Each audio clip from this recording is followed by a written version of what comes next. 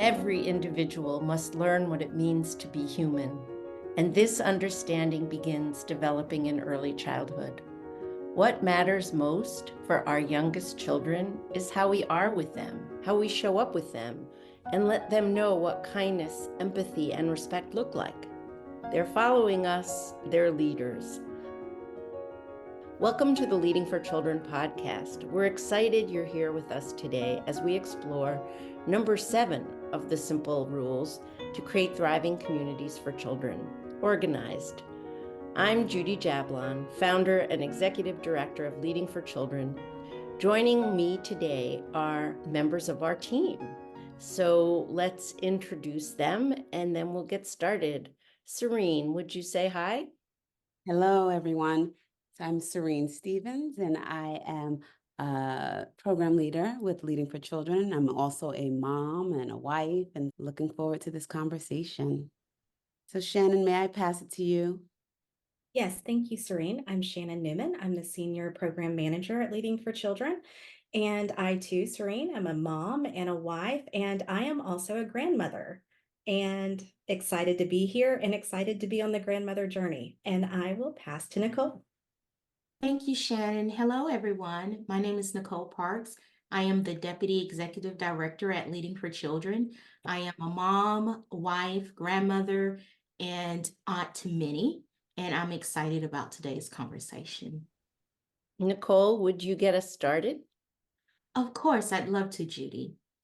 So today we're talking about organized, and organized means having an intentional plan or structure. When you are organized, there's predictability, and with that typically comes peace of mind. That outcome of ease and contentment is key. Organization is a way to achieve that. It is not the achievement in itself, and it is so personal to each of us. Nichole, it is so personal. The environments we grow up in can implicitly and explicitly teach us about organization. I have a lot to say about that. We observe routines and dialogue at home and in school and in our broader community.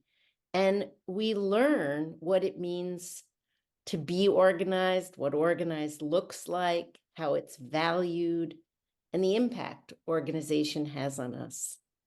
That's so true, Judy. And because it's so personal, this topic can really bring up intense thoughts and feelings. As a society, we tend to assert that there is a correct way of being organized.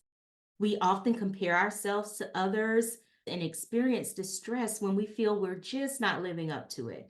And the reality is that there are infinite ways of being organized, and how we do it is a beautiful conglomeration of history, culture, tradition, and personal style coming together. Most of us listening and the 4 of us here today have a lot of feelings and thoughts about organization. So why don't we get started? As a team, let's talk about what organization or being organized means to each of us. And how about we start by just throwing out some different words that organization brings to mind, other words that we think about when we think about space or state of mind. I can start off. So the words that come to mind for me are a sense of predictability, consistency, flow. For me, I think about safe and a sense of calm. One thing that I think about, Shannon, when I think about you and what you've taught me about being organized in my work is structure and systems that make things easier. Anything you want to add, Nichole? Yes, as I listen to the words that comes to mind, it makes me think of competence, actually. When I think about organized, when I am organized, that is when I feel most competent. Mm. Does that resonate, Serena and Shannon, with you, or do you have other thoughts?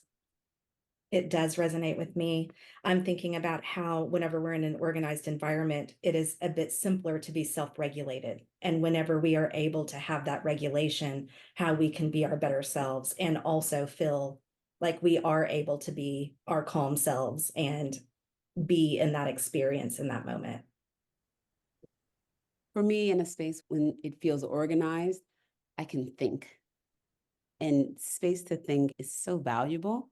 And I'm finding, especially as I get older, I really value the space to think. There's always research, and research tells us that organizing reduces stress, that clutter and disorganization increases stress and anxiety. And I'll start because I have kind of a weekly fight with myself about this. And I definitely have, lots of historical associations with feeling judged and feeling disciplined all around organization. And all these years later, that's sometimes more in my DNA or my wiring than all that I've learned since my childhood about how comforting organization is.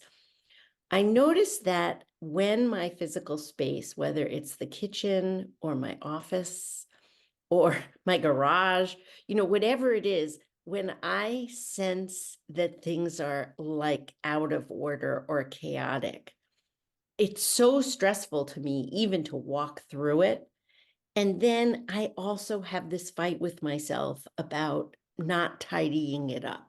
Like I'd rather work in the living room than go to my office when my office is cluttered, even if it would only take me 5 minutes to tidy up my desk. I'm wondering if that resonates, what other people are thinking. Shannon, you're like cracking up here. I am, just because I have that same experience. And I was thinking about the circle of whenever things in my home or my office start to get cluttered, that then my mind feels cluttered, and vice versa. I've noticed it can also be a direct result of kind of mind clutter or disorganization that, physically manifest as like disorganization in my home environment, and vice versa. And so there is that relation there of, oh, whenever it becomes too unorganized, that it's sometimes easier to shut the door and leave it, but it's always in the back of your mind. It's still there, that it needs to be done. Can I just tell you guys, yesterday, I organized my closet that has towels and sheets. I think it's been 20 years since I did it. And I did it because we were having this conversation today. And when my husband got home last night, I showed him, and he didn't have a big response. But oh man, this morning I opened that door and it just like made me so happy. Serene.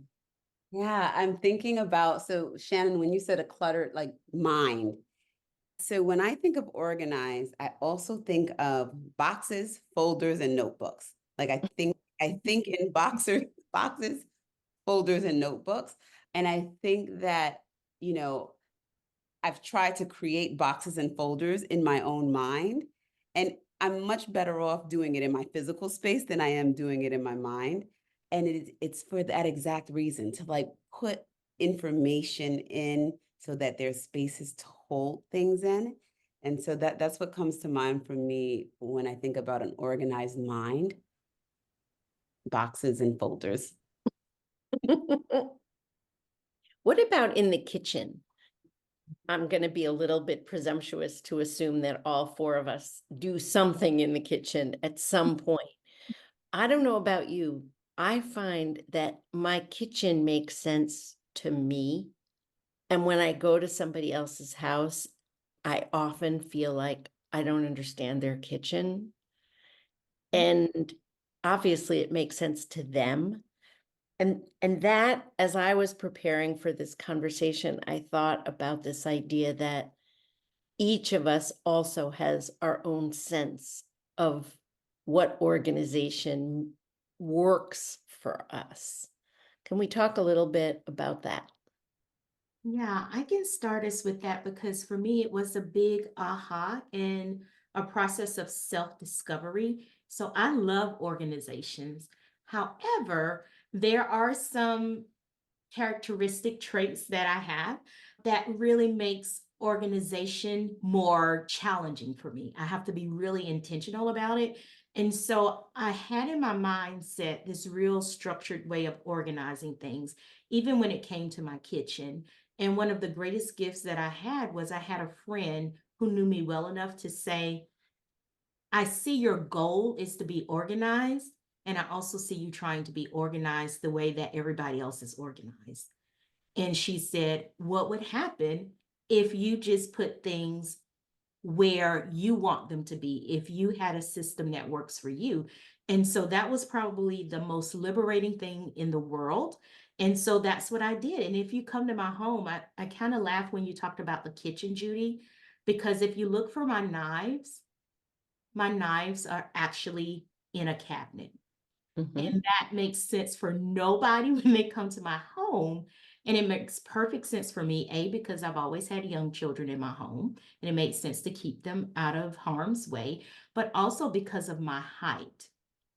And so it really put my knives at eyesight length for me. And so when I need them, I can just turn to the cabinet and just reach and just grab one. And so when I think about organized through that lens, it really is learning what works for you and accepting what works for you, because it does not have to be what works for everybody else. I guess I have a question to follow that, which is, as you've lived in your home with your children, how have you helped your children learn about organization and the organization within your home? It took me a while, and we really approach it from what works for you, because what I realized was that my children had some of the same characteristic traits that I have as well. And so the system that I tried to create for them didn't work. And so, for example, Gracie, my 12-year-old, there is nothing in a drawer in her bedroom. Everything is either in a bin and they're not even folded, which drives me crazy. But for her, it just works to know, here's the bin where all of my socks are. Here's the bin where all of my shirts are. And so what I've really tried to stress to them is the why of being organized. And then once you understand why, find what works for you. And then sometimes that means, as mom, I have to just chill and be okay that things aren't folded. Wow, that resonates for me strongly, Nichole, both in my home and with my children. Judy, when you mentioned the kitchen, what comes to mind for me is that I'm married to a chef, and I'm also 4'11" in height. And so, Nichole, your story resonates because my husband, the chef, he likes to put seasonings in different order in the cabinet. And some of the seasonings that use the most are on the highest cabinet, on the highest shelves. So I often find that I mess up his system a lot when I reach for them and try to put them back, because I kind of just toss or shove things up there and toss them to the higher shelf. And so that's a conversation that happens a lot in our house about how I am not working with the system and how he's not working with my height. And so You need a step stool. I do need a step stool, and I have one. And, that's another thing in and of itself, to just go get the step stool to make it happen. And so I've also been reminded that the step stool is over there to keep the system going. For my children, the story that comes to mind for me is that the teacher in me, I used to label all of my children's drawers and their dressers and their closet and said that this is the space. And I really wanted their space to look a lot like my classroom space. As they got older, they would tell me not only did my system not help them, they knew where their things went without the labels, but they also said to me it was a little bit just, it wasn't following what it is that they needed or wanted. And it wasn't helpful to them. So I had to learn what is helpful for them and change my systems and be willing to do it, to adapt to what it is that worked for them. I'm going to pause us for a second, because I think, Nichole, you raised this idea of the why behind organization. And I think we have implicitly stated the why, which is that it makes it easier to accomplish things. It makes it easier to find what you need quickly and efficiently. It helps you to focus on getting accomplished what you're trying to do and accessing the things you need. We talked about the fact that when it's cluttered, it makes chaos in your brain, and so you don't think as well. So there's this issue of the why, and then there's this other issue of the imposition of your how within a group. And Serene, you talked about a classroom where, a teacher has 15 or 20 children. And so you create a system that you think is going to work effectively for everyone. And then you talk to them about the why of that system and so on and so forth. I think we're pointing out that we can't necessarily do that in our households if we're going to nurture the kind of relationships in our families. So we've really covered a lot of ground here. Let's spend a few minutes just thinking about how our backgrounds have influenced our thoughts and feelings about organization in our spaces, organization of our thoughts, because I think that has so much to do with how we show up. I really believe how a person is raised affects the lens in which they view organized.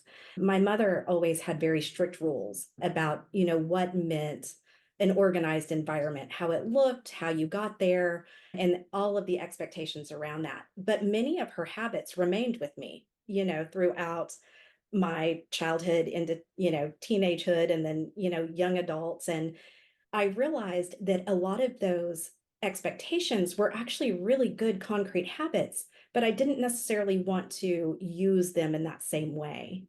And so it was affecting and impacting the decisions I was making.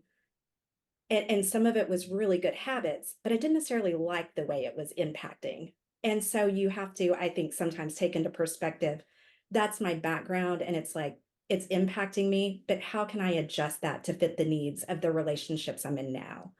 And one of the ways that we have done that at my home is we stay very organized. Everything has a place, things stay tidy and clean, but in a way that everyone has access. So even tables in our living room have different tiered shelves. And if you can reach it, probably at that height, it is acceptable to you and accessible to you. So if you're 3, you have books and games and activities and electronics that you are welcome to touch. And then if you're 20, you have ones up here that you're welcome to also touch and use. So the background definitely impacted that, but I have been able to nurture and adapt it into something that worked for my family. Nichole? It makes me think about that drive that I have to be organized. So in retrospect, my mom has a lot of characteristics that I have, and then I'm sure passed down to my darling children. And I can just remember being young and our home being so disorganized. Like it wasn't uncommon for the conversation to be like, well, where's my sock? Where's the other sock? Where are my shoes? She just was challenged in keeping things organized. And so, although I wanted to be organized, very much that impacted me. And so, as an adult, and even as a young adult, I can remember having, and even as a teenager, I can remember in my home, like really drawing some boundaries and like, no one can come into my room, not because I don't want you there, but because I want my room to stay organized where I know where things are. And so I think for me, it really made organization like a big deal for me. Like I need it, I want it. And because I was raised in a disorganized household, I had to cultivate and learn skills to be organized. It wasn't something that came to me naturally. Serene? Yeah, for me, this conversation is bringing up my background experience of my mom. Organization for her meant routines and repetition. And so every Saturday you do this thing, you put this thing in this place all the time.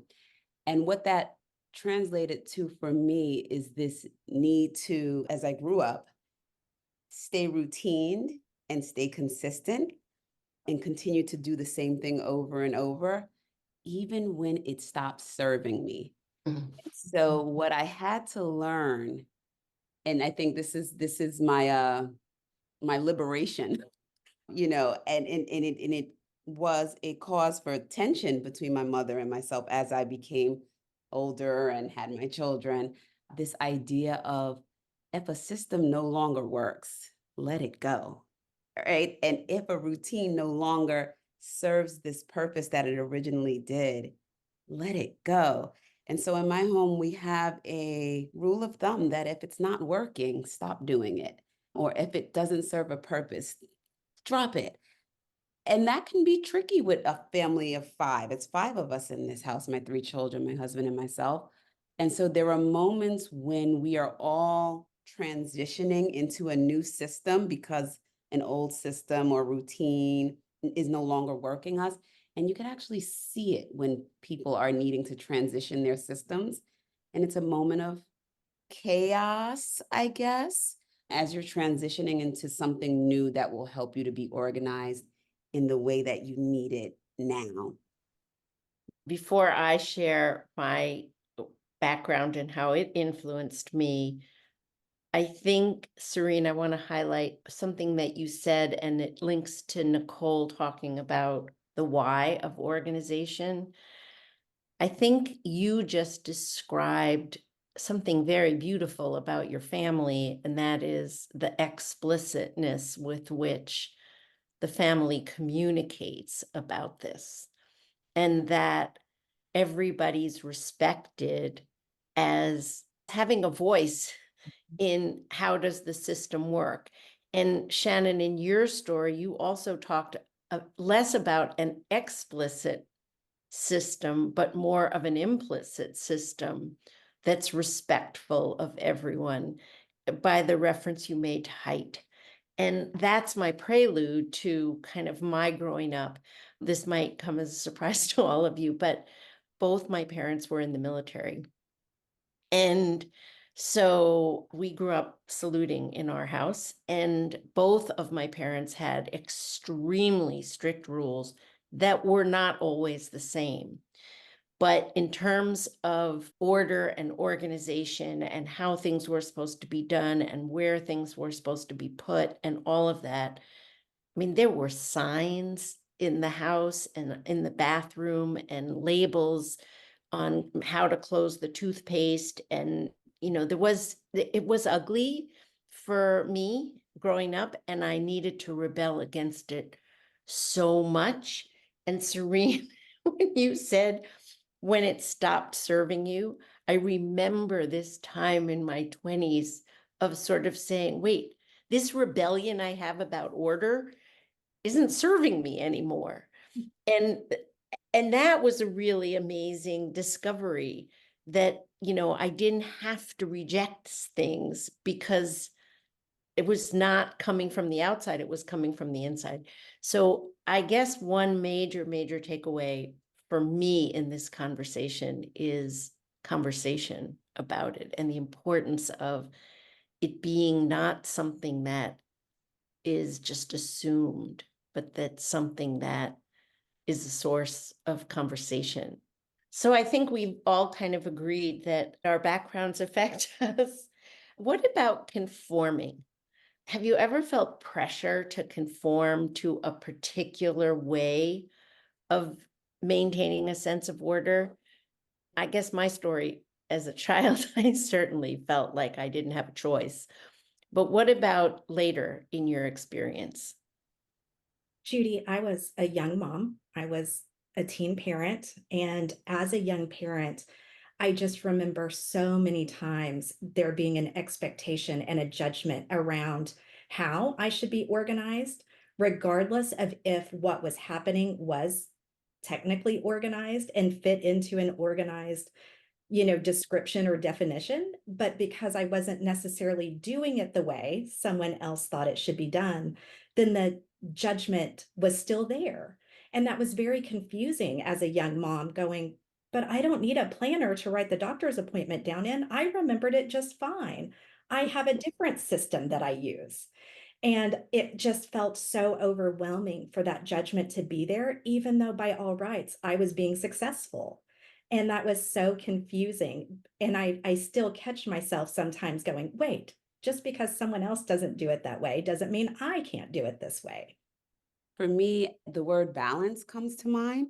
And so I've felt pressure in spaces where I share a space with others, and that has come up both in my workspaces and home spaces.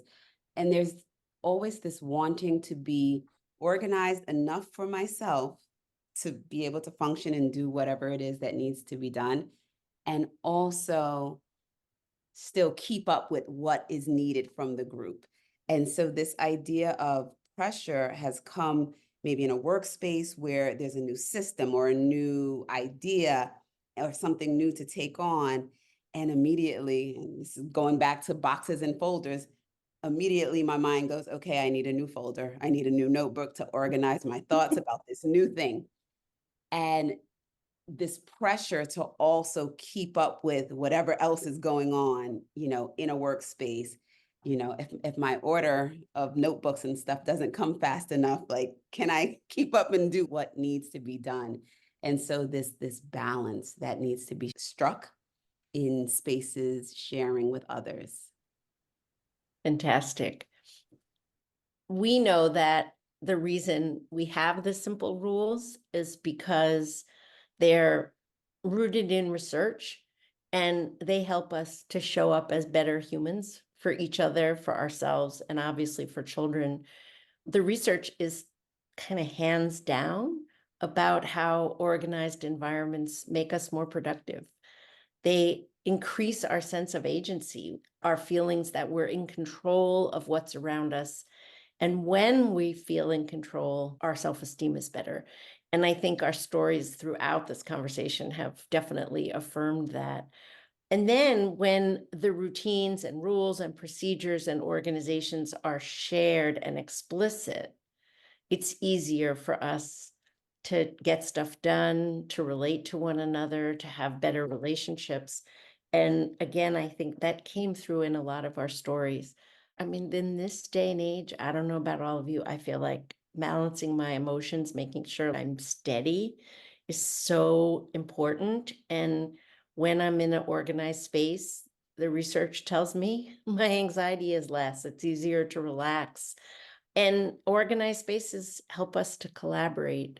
So let's think back over the conversation that we had today and think about tips or strategies that we want to hold on to help us to be organized in a way that's free of judgment.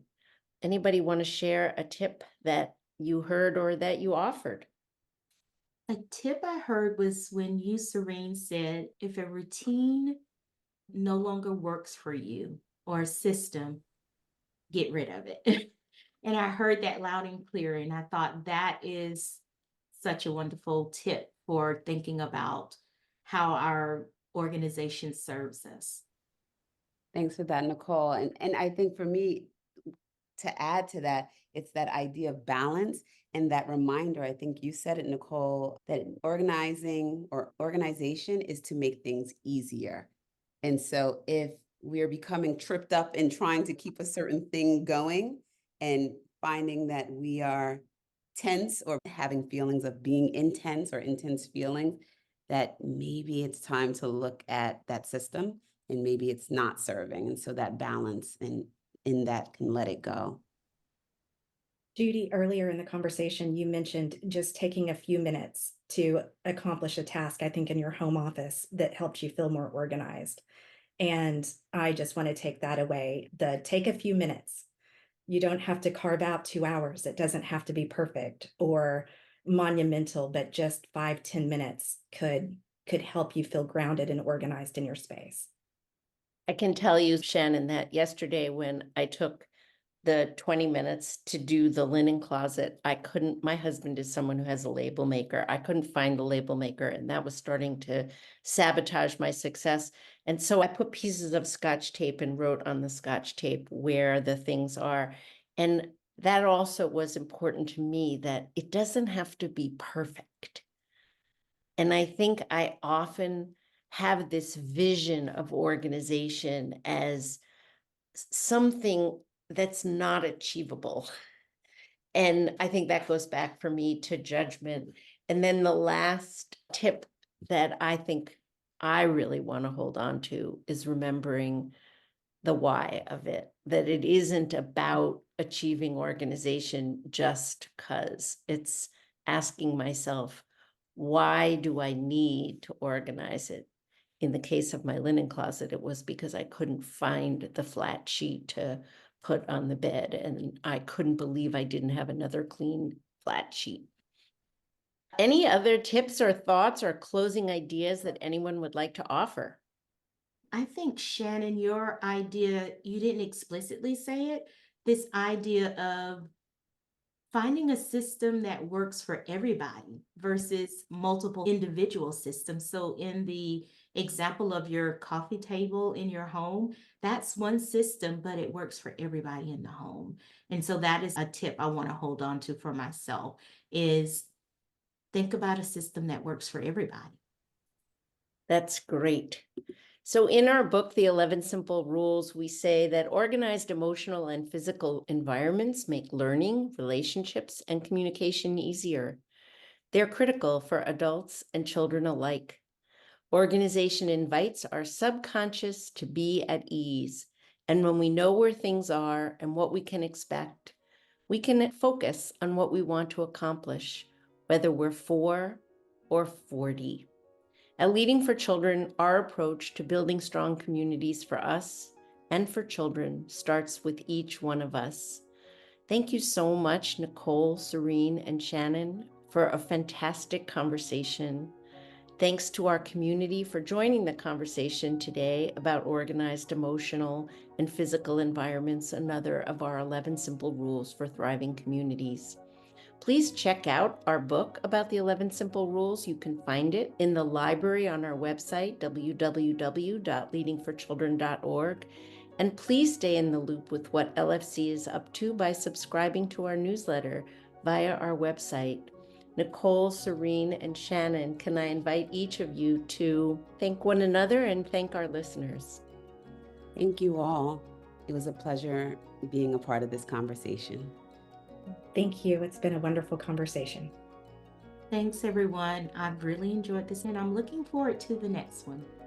And I'd like to thank Julia Connolly, our team member at Leading for Children, who helps us to put this podcast together and who makes it available to all of you.